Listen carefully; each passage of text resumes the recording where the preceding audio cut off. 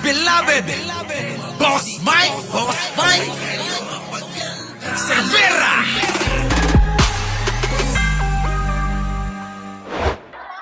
Po ni dating Pangulong Rodrigo Duterte na interim release o pansamantalang paglaya, kausapin natin ang isa sa ICC accredited lawyers na si Attorney Joel Butuyan.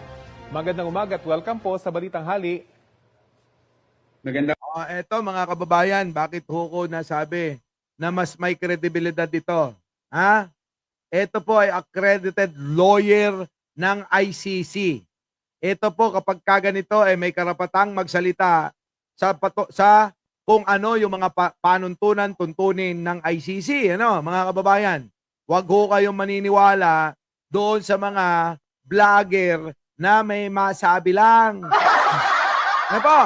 Ang dami ho kasing ganun eh. Lalong-lalo na sa mga DDS, ano?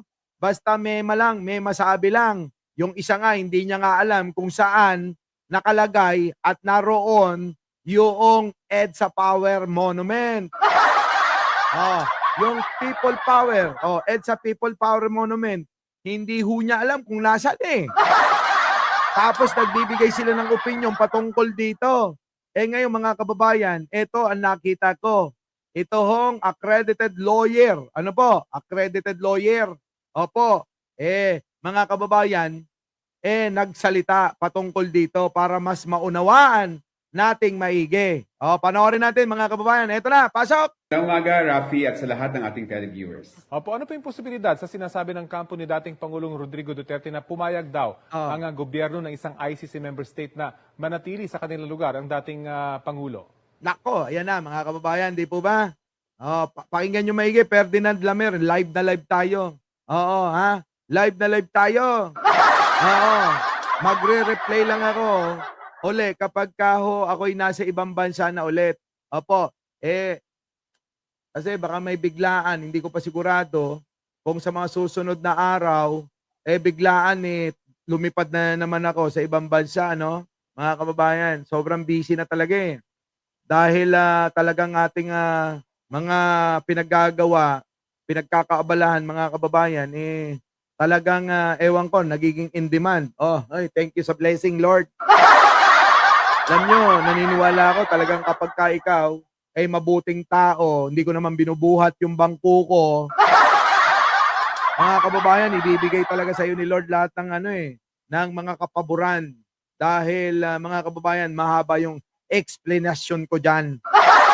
Kaya kung i-explain ko pa yan, baka hindi na natin matalakay ito. Itong tatalakayin natin patungkol dito sa mga kababayan paglaya ni Digunyo. Ito na, tuloy! Rafi, naghain ang kampo ni former President Duterte ng application na mabigyan siya ng interim release. At itong application na to ay dadaan pa sa proseso, no? Kukunan pa ng komento ang prosecution, ang Victims Council, at pati na rin yung sinasabing nasyon, no? Na pumayag na mag-host kay Mr. Duterte habang siya ay nililitis.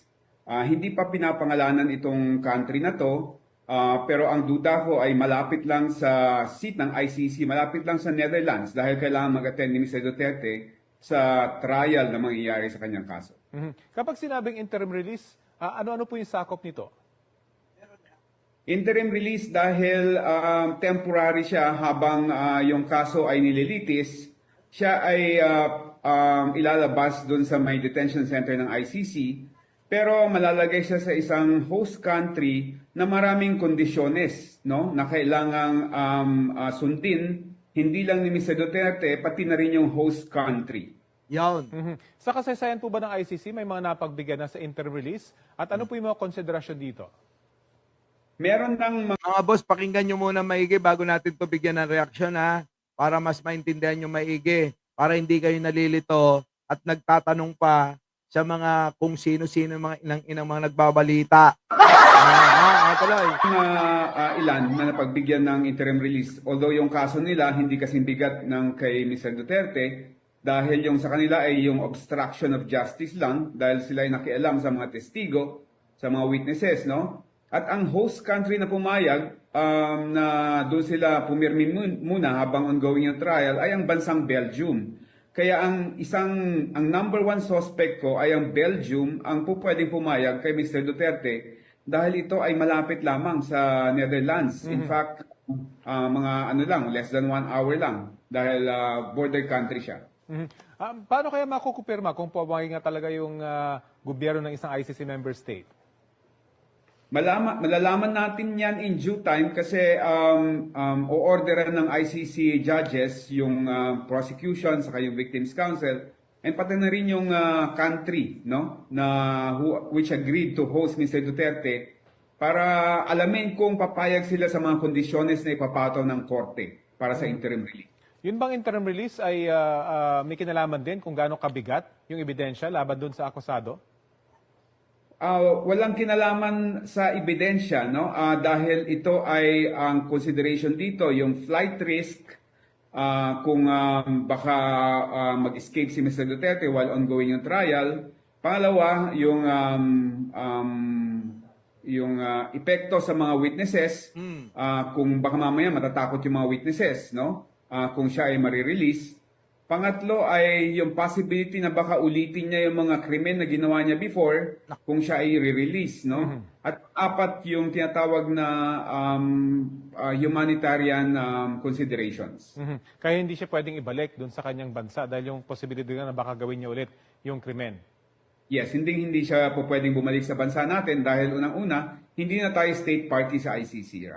Ano po yung magiging epekto nitong hiling ng kampo ng dating Pangulo dun sa takbo naman ng kaso? Tingin ko wala namang magiging epekto kasi itong issue na to mariresolba bago yung tinatawag na confirmation of charges na mangyayari sa September 23. So ito mato didinigin bago September 23 and ang aking forecast magkakaroon ng decision ang ICC sa issue ng interim release bago dumating ang September 23. Bago po magdesisyon, meron bang pagkakataon yung mga nagrereklamo laban kay dating Pangulong Duterte na umapila at huwag payagan ng ICC yung kanyang kahilingan? Oo, Rafi, importante na madinig ng ICC yung views and observations ng mga victims, no? Dahil maraming issues dito sa issue ng interim release ay factual. Tungkol dun sa may epekto sa mga witnesses, sa mga biktima, no? Dahil kahit na naaresto na si Mr. Duterte, takot pa rin yung karamihan ng mga biktima na lumabas at mag-participate sa ICC. Mas lalo na ngayon na kung sakaling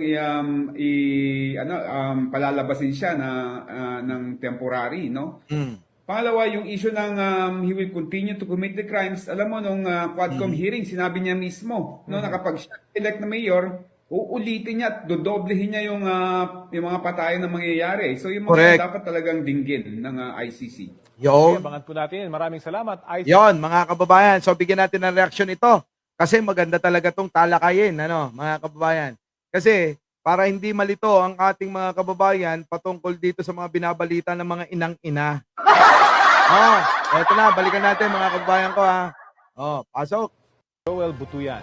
Magandang umaga at welcome po sa Balitang Hali. Magandang umaga, Rafi, at sa lahat ng ating televiewers. Opo, ano po yung posibilidad sa sinasabi ng kampo ni dating Pangulong Rodrigo Duterte na pumayag daw ang gobyerno ng isang ICC member state na manatili sa kanilang lugar ang dating Pangulo? Kita nyo mga kababayan, iba ho yung binabalita ng mga DDS, mga kababayan. Tulad nito na pumayag na daw ho na ito ay makalaya. Pansamantalang makalaya habang dinidinig ang kanyang kaso, mga kababayan.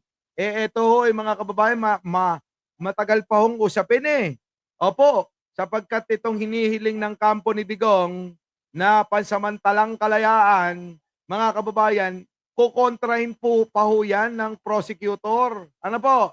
Na itong mga nagrereklamo, itong mga abogado ng mga nagrereklamo at nagsampa ng kaso. Tuloy. Rafi, naghain ang kampo ni former President Duterte ng application na mabigyan siya ng interim release.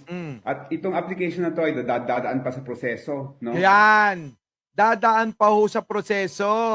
Huwag ho kayong maniniwala sa mga sinasabi nila, matagal na ho nila kayong niloloko. Di ba? Ang tagal na nilang sinasabi yan, makakalaya na makakauwi na. Sabi pa nga ni Roque, mga kababayan, iuuwi nila Sino? Si Duterte. Eh mukhang mauuna pang makakauwi si Roque kaysa kay Digunyo. Tuloy.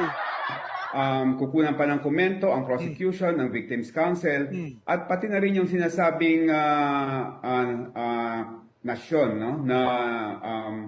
Na pumayag na mag-host kay Mr. Duterte habang siya ay nililitis. Yon, mga kababayan.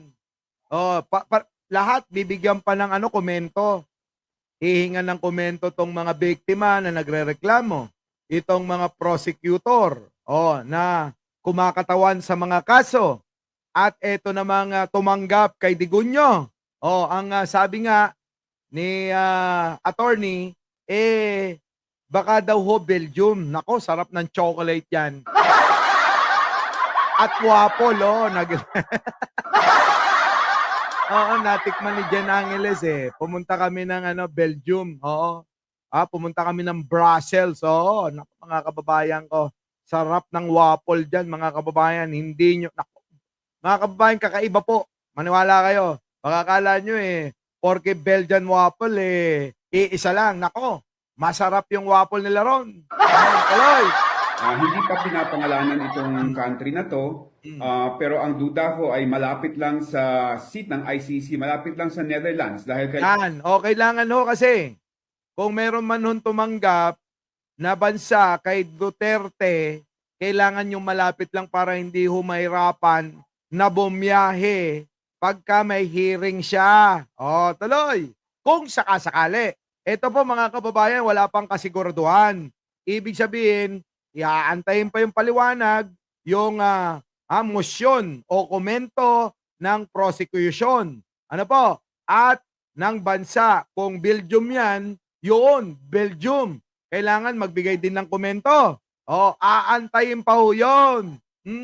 Wag ho kayong umasa, mga mahal na mahal namin DDS. Na makalaya. Kung makakalaya, bakit hindi? Di ba? Wala namang problema. Tuloy. Kailangan mag-attend ni Mr. Duterte sa trial na mangyayari sa kanyang kaso. Kapag sinabing interim release, ano-ano po yung sakop nito? Interim release dahil temporary siya habang yung kaso ay nililitis. Siya ay ilalabas dun sa may detention center ng ICC. Pero malalagay siya sa isang host country na maraming kondisyones, no? Na kailangang sundin, hindi lang ni Mr. Duterte, pati na rin yung host country. Kita nyo, hindi lang ho yung si Duterte ang susunod sa napakaraming mga kondisyones. May kondisyones sa host country, tulad halimbawa ng Belgium. Nako, kailangan sumunod yon. At eto namang si Duterte na nasasakdal, kailangan sundin niya rin yon. Ganon. Dami, no? Sabi ko nga nun, mga kababayan, yan na yung kamamatayan yan. Malamang nga, mga kababayan, baka magsabay pa sila ni Roque.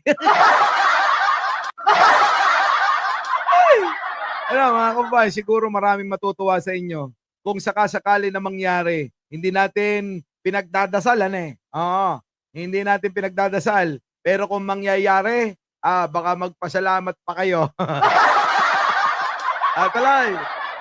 Sa kasaysayan po ba ng ICC, may mga napagbigyan na sa interim release? Yan, magandang tanong. Sa kasaysayan ba ng ICC, may napagbigyan na? Bawal tumingin sa babae. Nako! Oo. Nako, Diyos ko po. Sigurado, mga kababayan, maraming lalabagin si Digong niyan. Sa tanda niyang yun, mga kababayan, etong si Digong, talagang ano pa rin ito, no? Mahilig pa rin sa babae. Kahit isip niya na lang na talagang tatayo pa si Manoy niya. Di ba ba? Mga kababayan, isip niya na lang yun, natatayo pa. Pero si Manoy, suko na. Eto na. Tuloy. At ano po yung mga konsiderasyon dito? Meron ng mga ilan na napagbigyan ng interim release. Although yung kaso nila hindi kasing bigat ng kay Mr. Duterte, dahil yung sa kanila ay yung obstruction of justice lang dahil sila ay nakialam sa mga testigo, sa mga witnesses, no? At ang host country na pumayag na doon sila pumirmi muna habang ongoing yung trial ay ang bansang Belgium. Yan, oo. Yung pong, oo, meron na pong nangyari. Sa kasaysayan, sa ICC, meron na hong nangyaring ganun eh. Na ang pinagbigyan po kasi mga mahihinang kaso lang. Ano po? Obstruction, eka. Mahinang kaso lang ho yun. Ngayon, mga kababayan, ang tanong, sa mga malalalang kaso ni Duterte, panggagahasa, pagpatay, ay grabe mga kababayan. Ang tanong, ito bang mga ganitong klaseng kaso mapagbibigyan? Parang kasi ito mga kababayan hindi nalalayo eh. Oo, hindi nalalayo sa piyansa. Kapag kayo nagkakaso, pag no bail ito, mga kababayan, hindi kayo makakapagpiyansa. Kaya kailangan humingi pa kayo ng mga kung ano-ano at marami pa kayong ipapakita ng mga dokumento at katunayan o kaya sasabihin na mahina yung kaso kaya mapagbibigyan ng korte. Ano po? Para mabigyan ng pansamantalang kalayaan. Yun po yun. Kaya magpapiyansa. Parang ganun din po ito. Tong interim release, mga kababayan. Oo, may mga para mas maunawaan ng mas nakakarami, para mas maunawaan. Parang ganun lang. Pero magkaiba po ng pamamaraan. Ano po? Okay. Tuloy. Kaya ang number one suspect ko ay ang Belgium ang pwedeng pumayag kay Mr. Duterte dahil ito ay malapit lamang sa Netherlands. Opo, ang lapit lang ho niyan mga kababayan eh. Oo, konting kembot lang, nandun ka na eh. So mga kababayan, eto. Ito na. Mga less than 1 hour lang dahil border country siya. Paano kaya makukumpirma kung pumayag nga talaga yung gobyerno ng isang ICC member state? Ayan mga kababayan, magandang tanong uli. Paano kaya makukumpirma na pumayag itong host country na tatanggap sa isang kriminal manggagahasang tulad ni Digong? Sa totoo lang mga kababayan, kung ako ang Belgium, di ko tatanggapin yan eh. Biruin mo, magiging tapunan ka ng mga pusakal. Kung kayo mga kababayan, papapasukin nyo ba? Aampunin nyo ba? Itong isang tao na alam nyo namang nasasangkot sa mga karumal-dumal na gawain? Nako, mga kababayan imposible yan. Malalaman natin yan in due time kasi o-orderan ng ICC judges yung prosecution sa yung Victims Council and pati na rin yung country which agreed to host Mr. Duterte para alamin kung papayag sila sa mga kondisyones na ipapataw ng korte. Yan, okay tanyo mga kababayan ko. Ang dami pang proseso Ang dami pang proseso. Magbibigay pa ng kondisyones itong korte ng ICC kung papayag pa. Kung papayag ba ang Belgium, halimbawa lang Belgium. Dahil ito daw yung suspeche, Belgium. Mga kababayan, paano kung hindi magkasundo doon sa kondisyones na ilalabas o ipapataw ng ICC? Nako, mga kababayan, mabibigo na naman yung mahal na mahal nating mga DDS neto. Di ba? Di ba, mga kababayan, pwede kong may bayad. Nako, ewan ko lang. Sa interim release. Yun bang interim release ay may kinalaman din kung gaano kabigat yung ebidensya laban dun sa akusado? Walang kinalaman sa ebidensya, dahil ito ay ang consideration dito, yung flight risk, kung baka mag-escape si Mr. Duterte while ongoing yung trial. Yan, pwede yung mangyari yan. Baka mamaya tumakas at magtago na lang sa kasulok-sulukan ng Davao City. Sabi ni Remy Escalera, tuwang-tuwa, mga taga-Netherlands, makakatulog na sila ng mahimbing, wala nang maingay. Totoo yan. Sa totoo lang, mga kababayan, nagbibigay ng kahihiyan yung mga yan sa atin Nadadamay ang mga Pilipino dahil sa katarantaduhan nila Biruin ninyo, doon sila nagkakalat ng mga kawalang yan at katangahan. Di po ba? Dapat hindi nila ginagawa yan. Pero kita nyo, nando doon sila, nag-iingay na nag-iingay. Buti naman si Roque, pinagtabo yan na. Hmm. Pangalawa, yung epekto sa mga witnesses, kung baka mamaya matatakot yung mga witnesses, no? Nako. Kung siya ay marirelease. Nako. Pangatlo ay yung possibility na baka ulitin niya yung mga krimen na ginawa niya before kung siya ay re-release, no? At apat yung tinatawag na humanitarian considerations. Nako, mga kababayan, yan ang mga isasaalang-alang. Paano naman na yung mga biktima na kapag nakikita si Digong, demonyo siya? Kung hindi isasaalang-alang ng ICC yan, mga kababayan, malamang ho, malamang ho, pansamantalang palayain si Digong. Ano po? Kaya wag na ho kayong magtaka kung sakasakali lang, na hindi didinggin ang musyon at paliwanag ng mga biktima, mga kababayan, pwede daw talaga. Wala, karapatan niya naman yan. Alam nyo naman, di ba, ang korte, kahit ikaw ay akusado, may karapatan ka pa rin na humingi ng kung ano yung pwede mong hingin. Kaya mga kababayan, kung sakaling makalaya, eto bang bansa, etong host na bansa na tatanggap kay Digong, ay maipapangako nila na hindi makakatakas sa kanilang lugar o sa kanilang bansa. Kapag kasi nakaalis yan, mga kababayan, di uuwi na lang yan at magtatago na rin sa ilalim ng lupa. Di ba? Tanong nga kanina dyan, ano na kaya itsura ni Digong ngayon, mga kababayan? Excited na ba kayong malaman? Malamang mga kababayan, malayong-malayo na rin yan. Tuloy. Kaya hindi siya pwedeng ibalik doon sa kanyang bansa dahil yung posibilidad na baka gawin niya ulit yung krimen. Yan. Hindi daw po pwede na ibalik sa kanyang bansa. Si Digong hindi pwedeng ibalik sa Pilipinas, narinig ninyo. Kasi may posibilidad na gawin uli ni Digong yung mga ginawa niyang krimen. Yung panggagahasa sa isip niya na lang. Yung pagpatay, mga kababayan, kayang-kaya pa yan. Basta't may pera na pambayad si Digong at may mga taga-suporta pang mga tangang natitira. Kayang-kaya nila, mga kababayan, di ba? Tandaan nyo, sa Pilipinas, number 1 na gumagana, kwarta. Aloy. Yes, hindi siya po pwedeng bumalik sa bansa natin dahil unang-una, hindi na tayo state party sa ICC. Yun. Ano po yung magiging epekto? Hindi na pwedeng bumalik talaga rito kasi hindi na daw tayo parte. Imbis na magamit pa ni Digong, mga kababayan. Ayun, na biktima siya ng sarili niyang patibong. Iyan ang sinasabi ko kung ang Pilipinas hindi umalis sa ICC, mga kababayan, si Digong nandito pa rin sa Pilipinas, gamit-gamit niya yan kaso hindi. Wala umalis na tayo hindi tuloy makabalik basta-basta. Sino may kasalanan? Si Digong pa rin, mga kababayan. Tuloy. Epekto nitong hiling ng kampo ng dating Pangulo doon sa takbo naman ng kaso?